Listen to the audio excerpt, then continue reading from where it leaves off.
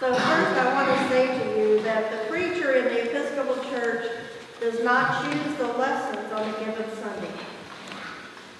The lessons we heard today are the same lessons that were read on November 17th in 2013 and every 3 years after that.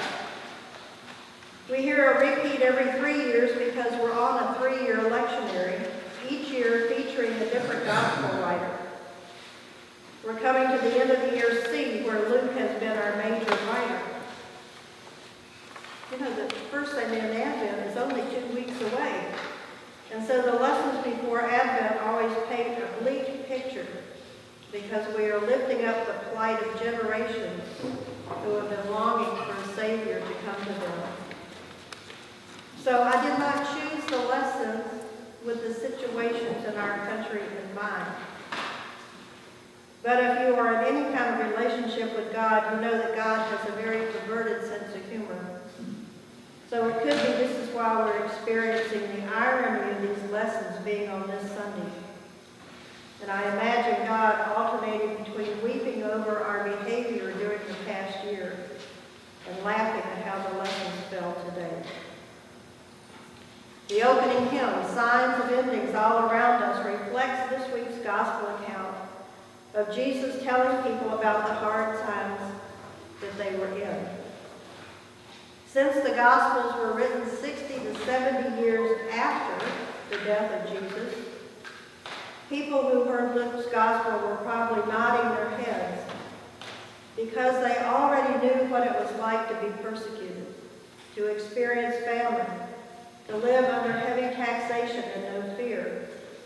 And they knew that the temple, which was a building of government, initially erected under Herod before the birth of Jesus and continued through his lifetime, had been destroyed by the Romans in the year 70 CE, Common Era. So Jesus was chastising those people who were idolizing the temple, a building. Jesus had already called the temple a den of thieves, a place where he thought the authorities were robbing the widows, where people had to go through the temple, through religion, in order to get to God. I mean, there was a time in the history of the church where in order for people to even get into a building, they had to get on their knees and go up the stairs. So religious organizations, be they in synagogues or churches, often in history, have made people feel like they are totally unworthy and have to crawl on their hands and knees just to enter into a building, rather than focusing on God and the love of God. Marcus Borg and Dominic Crossan, in their book, The First Christmas, state that injustice and violence are the product of loving something more than loving the Lord your God. Loving something more than loving God, who brought you out of the land of Egypt, out of the house of slavery. Perhaps Jesus was concerned that the people were loving the beauty of the temple more than they loved God, for whom they had built it. Today we can see some of those same signs in places like Gaza, Ukraine, Russia, Sudan, Haiti, where war or violence or one country seeking control over another has become a daily fact of life. And we can see those signs in us, U.S., us, United States, where we are not so united at the moment. I've heard people say over and over again that they want the country to be back as it was when, I'm not sure when the when was, hoping it's not the 50s, when at that time there were 3 bathrooms in public areas, segregated schools, segregated hospital wings, and all married women had the first name of Mrs. or husband's name. I had been in New York and I took a job, or a ministry down in southwest Florida, St. Petersburg. And when I got down there, I went to a fashion show at the fancy Hotel in Illinois with some of the local women in there. And I was kind of shocked because every woman that came in with her modeling her clothes was referred to as like Mrs. Tom Jones or Mrs. Jack Jones. I never Word. And then, so this was the year 2000, so I have to tell you, when I got to the cathedral, I was the first woman priest to be at that cathedral. And started meeting with a group of women every week. We called ourselves Sisters of the Circle, because the circle can expand or contract depending on how many are there. And we always prayed together to begin with, lit candles. And the word came to me, those women are meeting and they're lighting candles. Who pays for candles? And they're doing yoga, and you know where that leads. So, is that the time that people think we want to go back to, when people were talked to and treated like that? In this country, we've been in disagreement about what makes a good health program, who should get subsidies for food stamps, why people are homeless, who should be allowed to immigrate here, along with blatant sexism, misogyny, racism, homophobia, and xenophobia. These realities in our country have lifted a veil, exposed prejudices we thought were being eradicated. And this has created for us the recent long and very unpleasant situations in many of the states in our own country. I say unpleasant in the way Southerners, I was raised in the South, used to refer to the Civil War as the recent unpleasantness, putting a biting note to a terrible time in our history. A time when families didn't just disagree, they fought against each other in battle. A time when part of the South was burned to the ground. A time when death hovered over all the land.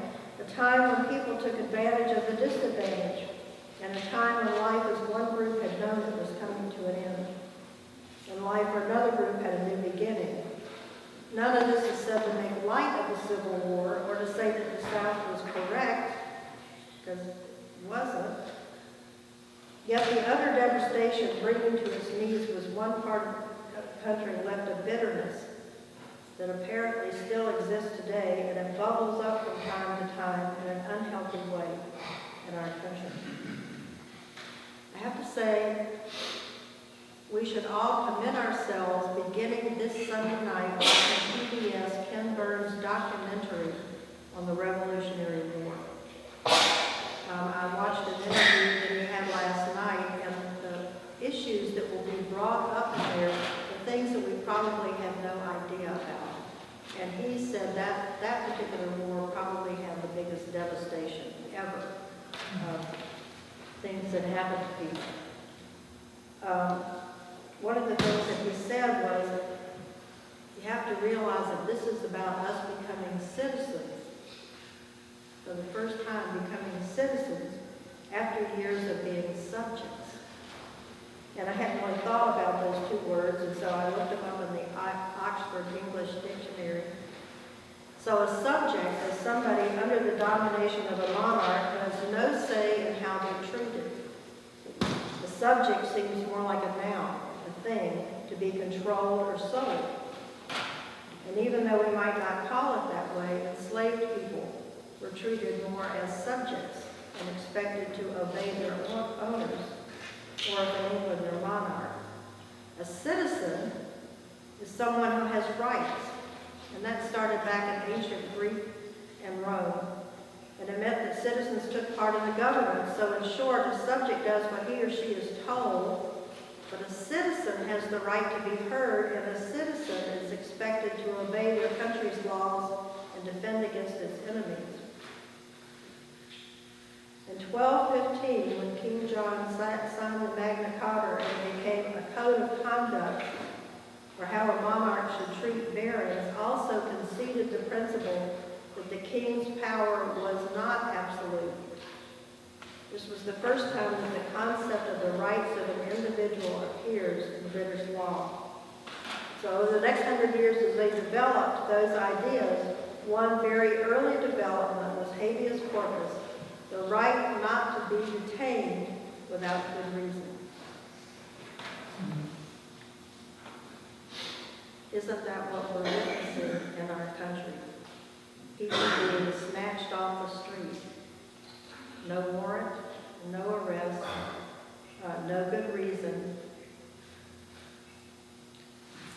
So maybe this is a history that some of those ICE people should study or watch that program.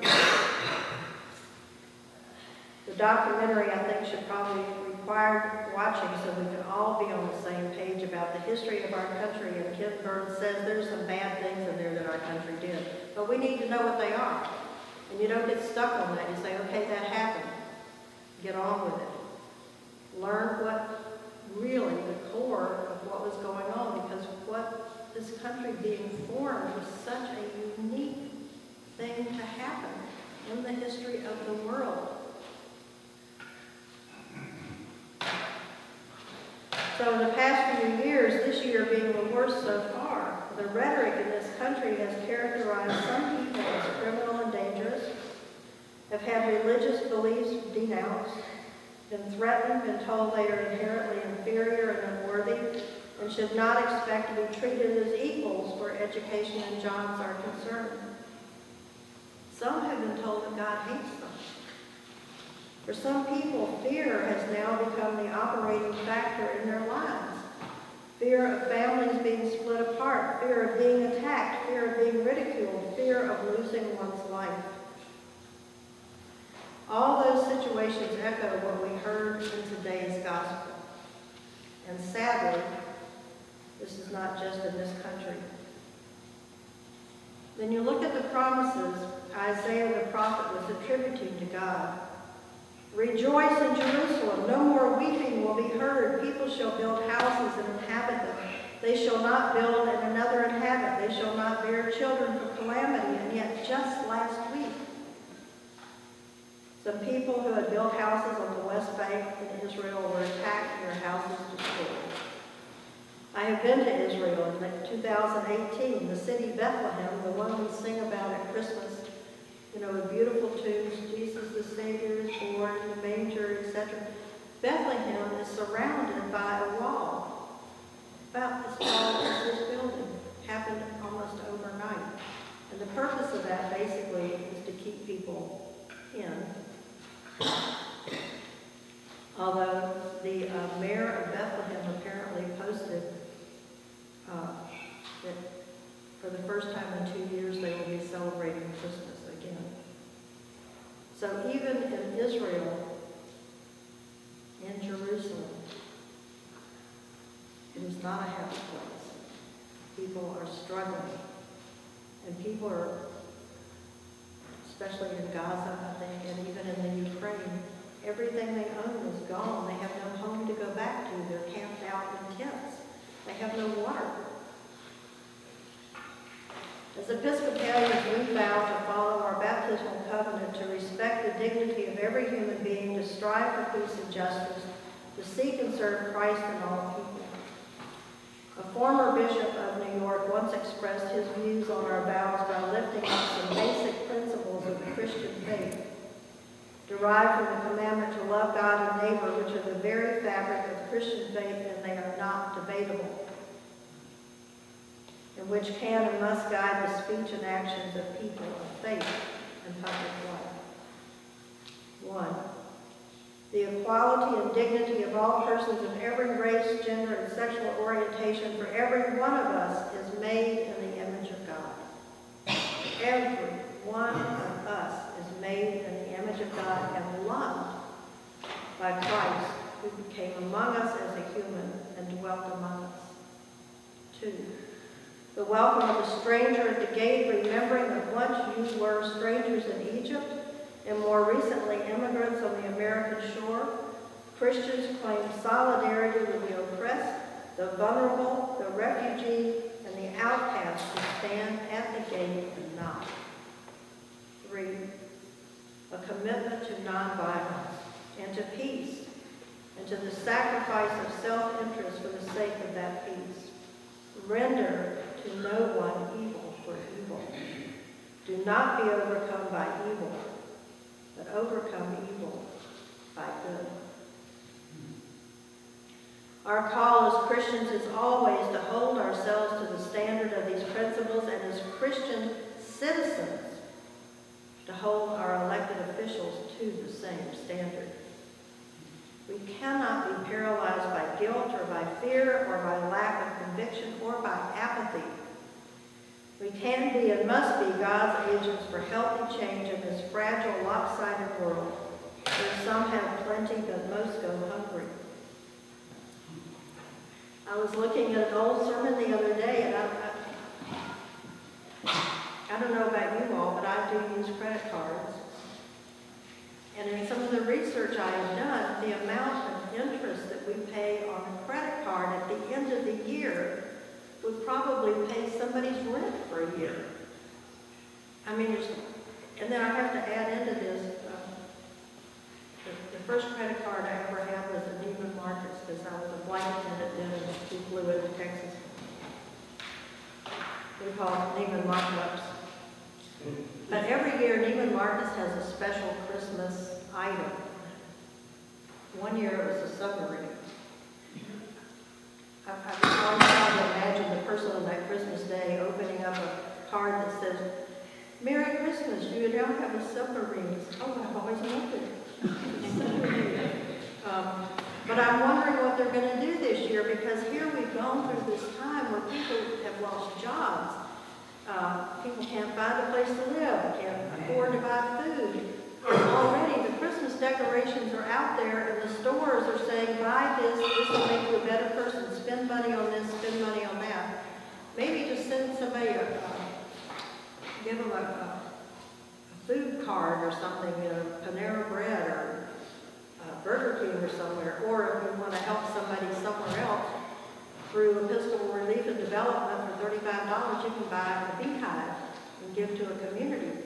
Or for $14, you can buy a mosquito net, which are still needed, and that serves 2 people. $14, very much.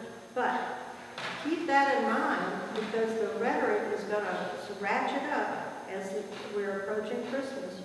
In order to be really good, you need to buy this. Or what is the special gift that you can get somebody, and they're showing big bottles of perfume, jewelry. Maybe that person doesn't need any of that. What does somebody need? Maybe they just need your presence. Spend some time.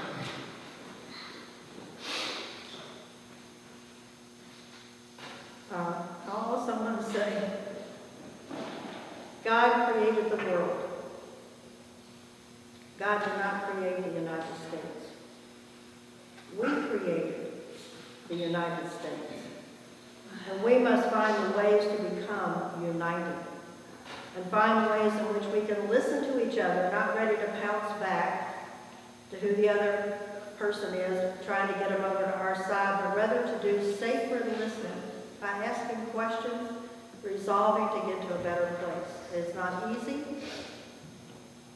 It's not something that will happen overnight. But Jesus said, don't worry. You need to stay with it. Stay with it. Don't get paralyzed with fear or get overwhelmed by the enormity of what lies before you. This is history, he says. Wars, famine, betrayal, it's all part of history. So don't be fearful. Every detail of your life is in my care. Stay with it to the end. You won't be sorry. The opening hymn asks, can it be that from our endings, new beginnings you create? Can it be from what we think is ending, something new will be created? Life from death and from our rendings, realms of wholeness generate.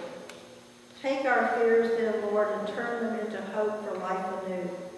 Fading light and dying seasons, sing their glories to you.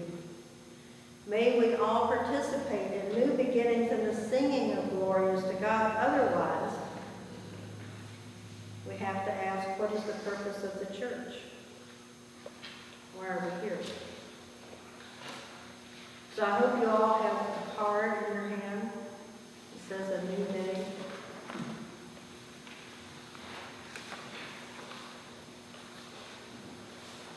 So let us all do this prayer together.